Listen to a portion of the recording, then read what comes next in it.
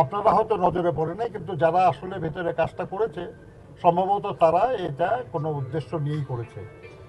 আমরা তাদেরকে অনুরোধ করেছি যে বিদেশে যে ব্যালট পেপারগুলো পাঠানো হয়েছে সময় থাকলে সেটাও সংশোধন করা, আর দেশের ভেতরে যে ব্যালট পোস্টাল ব্যালট যাবে এবং সেটা এখনও পাঠানো হয় নাই, আমরা তাদেরকে পরিষ্কার বলেছি যে এই কৌশল যেন দেশের ভেতরে পোস্টাল ব্যালটে কার্যকর করা না হয়, এটা যেন সংশোধন করা হয়।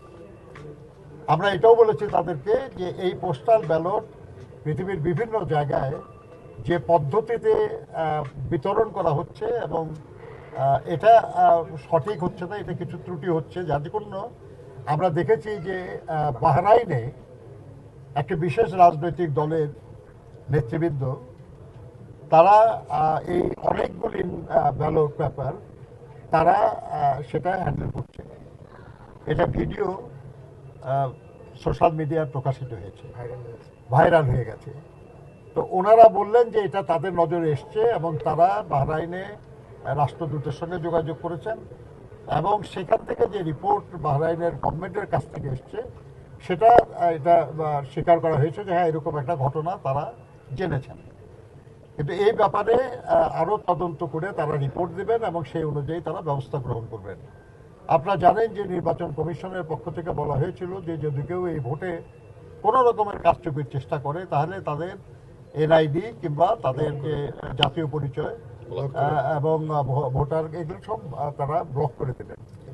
আমরা মনে করি যে যারাই এই নির্বাচনকে বিঘ্নিত করার জন্য এটাকে কারচুপি করার চেষ্টা করছে তাদের বিরুদ্ধে যেন আইন অনুযায়ী কার্যকর ব্যবস্থা নেওয়া হয়।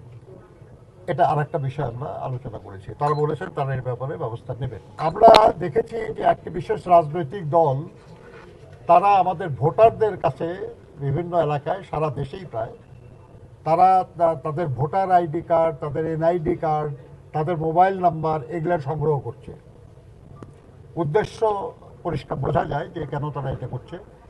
আমরা বহু নির্বাচনে অংশগ্রহণ করেছি কিন্তু কখনো এই ঘটনা ঘটে নাই, আর আসলে এটার কোনো প্রয়োজনও নাই, কিন্তু তারপরেও যে করা হচ্ছে এটা তো কোনো বিশেষ উদ্দেশ্যেই করা হচ্ছে। এটা নির্বাচনে ভুয়া ভোটার তৈরি করে তাদেরকে দিয়ে ভোট দেওয়ার চেষ্টা করার একটা ব্যাপার আছে এবং তাদের বিকাশ নম্বর নেওয়ার অর্থ হলো যে কিছু অর্থকরী লেনদেনেরও সম্ভাবনা আমরা দেখছি। আমরা এই ব্যাপারে তাদেরকে ব্যবস্থা নেওয়ার জন্য বলেছি, কারণ এটা নির্বাচন কমিশনের দেখার বিষয়। তারা বলেছেন তারা এই ব্যাপারে প্রয়োজনীয় ব্যবস্থা গ্রহণ করবেন। আমরা এসব ব্যাপারে প্রত্যেক ব্যাপারে আমরা চিঠি তাদেরকে দিয়েছি।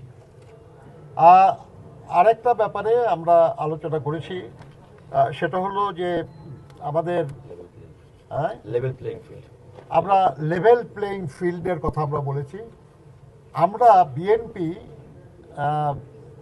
এই নির্বাচন যাতে যথাসময়ে অনুষ্ঠিত হয়, সবাই যাতে এই নির্বাচনে অংশগ্রহণ করে, কেউ যেন কোনো কারণে কোনো সুযোগ না পায় নির্বাচনের মাঠ থেকে সরে যাওয়ার চেষ্টা করতে না পারে, সেই লক্ষ্যে কিন্তু আমরা আমাদের চেয়ারম্যান তিনি উত্তরবঙ্গের কয়েকটি জেলায় সফরের একটা